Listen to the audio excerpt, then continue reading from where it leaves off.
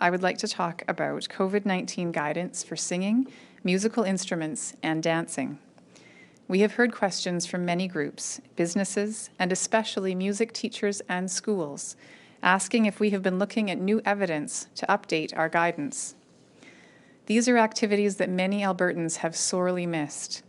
The arts play an important role in schools and in our emotional well-being, and the restrictions have been hard for many.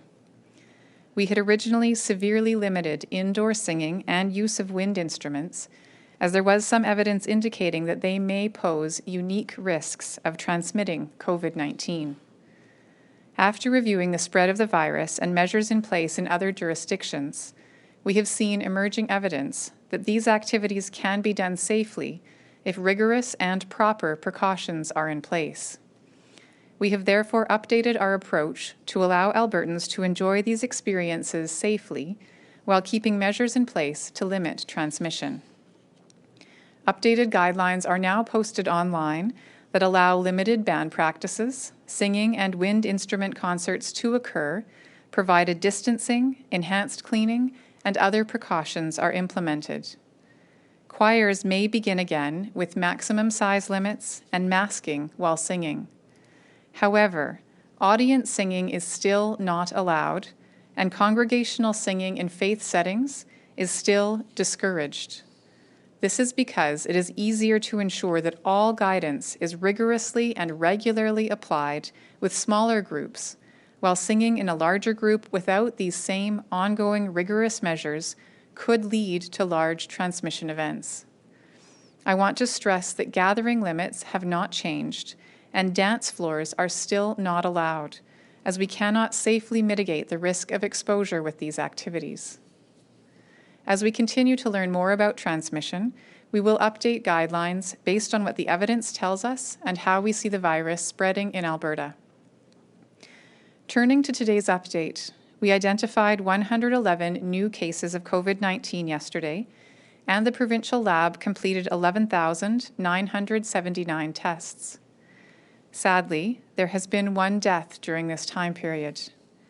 The total number of COVID-19 deaths remains unchanged at 253, as one previously announced death has been removed from the total after it was determined to not be a death resulting from COVID-19.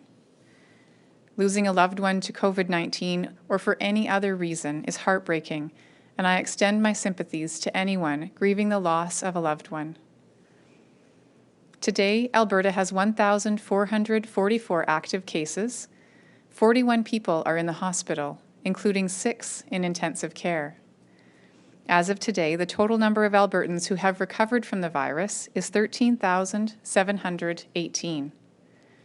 There have been 29 schools where an individual attended while infectious. So far, a total of 32 cases are linked to these schools. There are still 3 school outbreaks, and Alberta Health Services is working closely with these schools to investigate any close contacts. I want to reinforce that these schools are not a risk to their communities, and those still attending are not at greater risk of exposure. Anyone potentially exposed has been contacted and is self-isolating.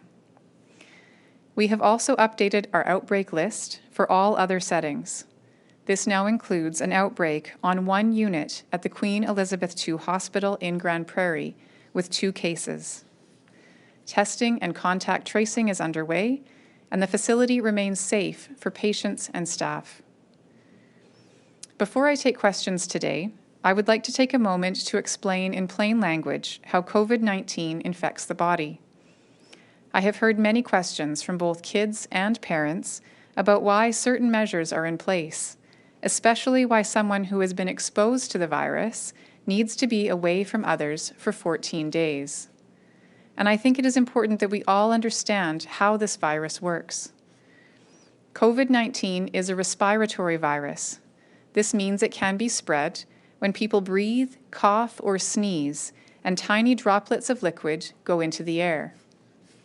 If a person has the virus, it can be inside those droplets and make other people sick if it ends up in their nose, mouth, or eyes. But you don't get sick right away. Once the virus is inside your body, it can latch onto a cell inside your lungs. If enough virus latches onto cells and gets inside them, they take over those cells and make copies of themselves, then another copy and another one, and so on. This takes time.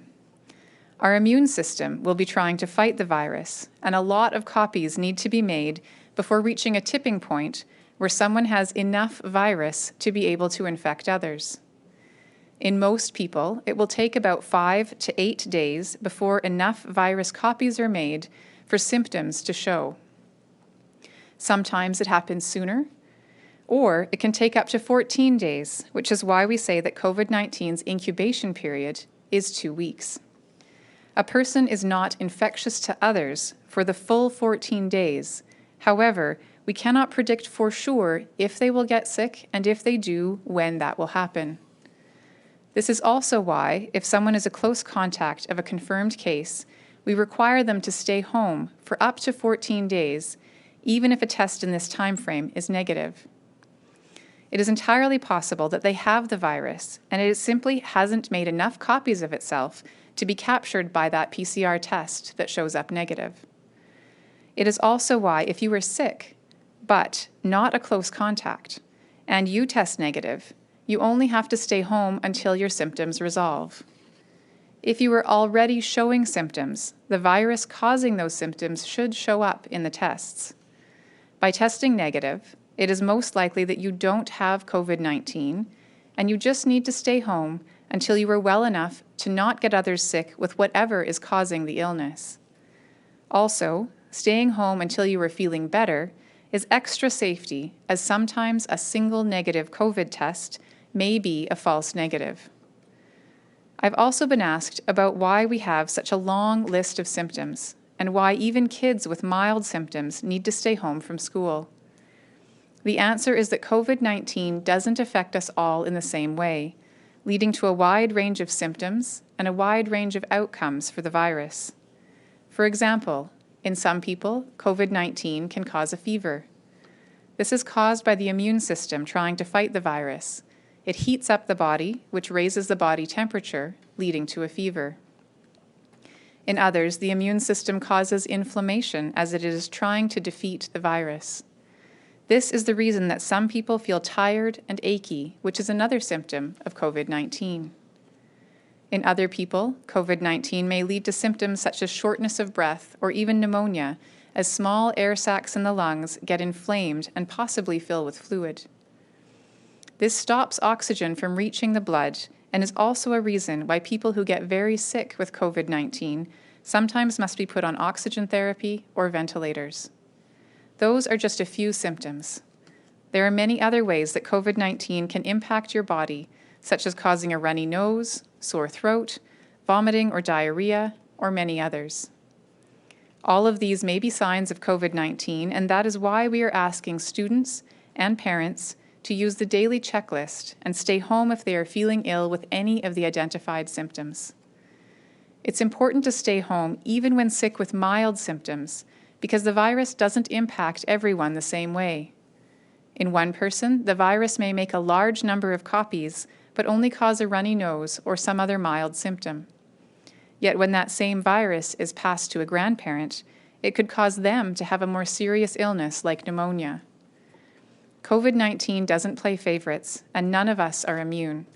We can all spread it to each other, which is why we are all in this together.